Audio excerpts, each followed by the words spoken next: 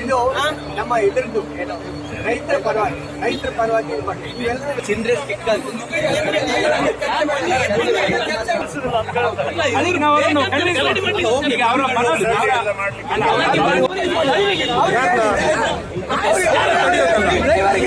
ತಡೆಯೋದಲ್ಲ, ಮಾತಾಡ್ತಿರೋ ರೀತಿ ಆಗಿದೆ.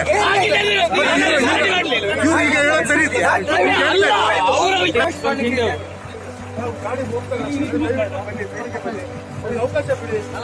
ಇವತ್ತು ನಮ್ಮ ಜೊತೆ ಸೇರಿ ರೈತರಿಗೆ ಅನ್ಯಾಯ ಆಗ್ತಾ ಇದೆ. ನಾವೆಲ್ಲರೂ ಕೂಡ